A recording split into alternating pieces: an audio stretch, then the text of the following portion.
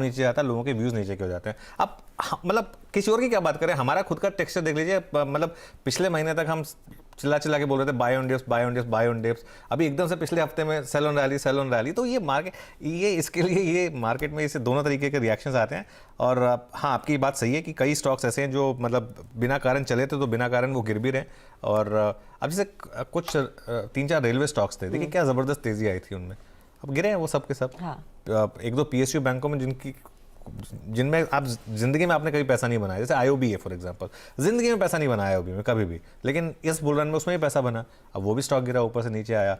सुजलॉन, अब आपको पता ही नहीं है कि सुजलॉन चला क्यों था, कई लोगों को समझ में नहीं आता कि सुजलॉन चला क्यों था, लेकिन वो देखिए जिस तरीके से ऊपर गया एग्जैक्टली उसी तरीके से नीचे आया। अब इसमें प्रॉब्लम क्या होती है, इसमें फंसता कौन है? कई लोग तो एंट्री नहीं करते इन स्टॉक में, वो कहते हैं हमको दूर रहना है इससे, कि जो मोमेंटम में सवार हो जाता है ना, पैराबोलिक मूव में जब आता है तो वो वहां पर अब आपको 1 मंथ में दिखा रहा है कि 2% ऊपर है, लेकिन जिसने 13 में ले लिया उससे पूछिए 13 का 9 में इस समय क्या बुरा हाल होगा।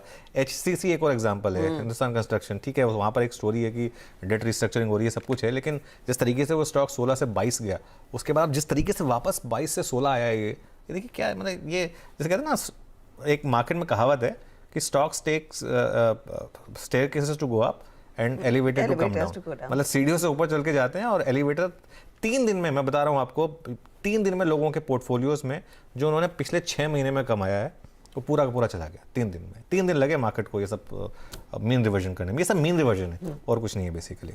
इनफैक्ट इन कुछ स्टॉक्स पर मैं टेक्निकली काबा साहब आपकी राय भी लेना चाहती हूँ, क्योंकि अदानी ग्रुप, अदानी पोर्ट और एंटरप्राइजेस की हम बात फ्राइडे को भी कर रहे थे जब वो करेक्शन और डीपन होता हुआ दिखाई दे रहा था। यहाँ पर अब कुछ सपोर्ट लेवल के करीब आ रहे हैं काउंटर्स, या फिर थोड़ा सा और झटका सहन करना पड़ेगा?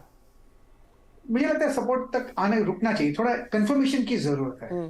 मार्केट का माहौल तो बुरा है, अडानी पोर्ट्स की बात करें तो अब तक वीक है, स्ट्रेंथ नहीं है। हो